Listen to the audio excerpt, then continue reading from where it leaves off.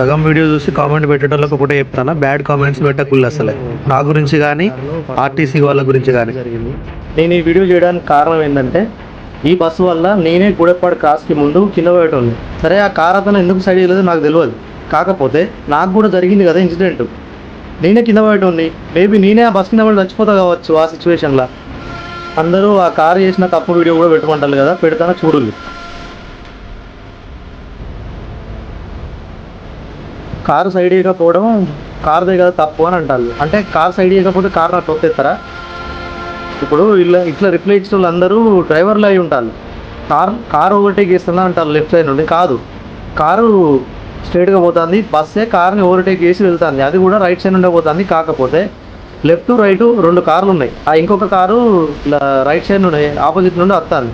ఆ కారు మొత్తానికి రోడ్డు దిగింది, ఈ కారు మొత్తానికి రోడ్డు దిగింది. అంటే ఒక డ్రైవర్ వల్ల ఒక చిన్న నిర్లక్ష్యం అక్కడ, ఒకవేళ వితిన్ ఫ్రాక్షన్ ఆఫ్ సెకండ్లా ఏదో ఒకటి జరిగి ఉంటే ఎంత పెద్ద యాక్సిడెంట్ అయ్యేది.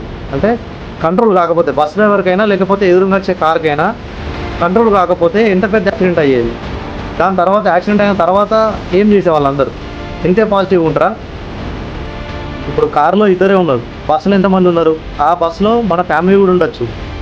ఒకవేళ ఇప్పుడు ఈ చిన్న మిస్టేక్ వల్ల, అంటే ఎన్నో యాక్సిడెంట్లు అవుతాయి రోజు, ఆ యాక్సిడెంట్లు జరిగేది ఇలాంటి చిన్న మిస్టేక్ వల్ల అయి ఉంటుంది కదా. కార్ అయినా సైడ్ లేదని చెప్పి అది కూడా టర్నింగ్ మీద బస్సు అలా ఓవర్టేక్ చేయడం కరెక్టే అంటారా? నేను ఏదో బస్ డ్రైవర్లనే అనట్లేదు, బస్ డ్రైవర్లు కానీ పెద్ద వెహికల్స్ కానీ లారీలు కానీ ఏవైనా కానీ కొంచెం చూసుకొని పోనీయాలి. ఇంతకుముందు ఒక న్యూస్ చూసిన, మన భూపాలపల్లిలో బొగ్గు లారీ గుద్ది ఆర్టీఓ ఆఫీస్లో పనిచేసే వెంకన్న అనే వ్యక్తి చనిపోయాడు. నాకు ఎవరి మీద పర్సనల్ ఇంటెన్షన్ ఏది లేదు, కాకపోతే నేను కళ్ళారా చూసిన కాబట్టి ఆ ర్యాష్ డ్రైవింగ్కి మనసు ఒప్పట్లేదు. అందుకే నేను ఈ వీడియో చేస్తాను. బైక్ మీద పోయేటోళ్ళైనా, కార్లో పోయేటోళ్ళైనా, బస్సులైనా, లారీ వాళ్ళైనా ఎవరైనా కానీ కొంచెం కాన్షియస్లో ఉండి డ్రైవ్ చేయాలి. అందరూ రూల్స్ పాటిస్తే అసలు ఇలాంటి యాక్సిడెంట్స్ కావు. ఫుల్ వీడియో అన్నారు కాబట్టి పెడుతున్నా, లేకపోతే ఈ వీడియో కూడా పెట్టేటోని కాదు.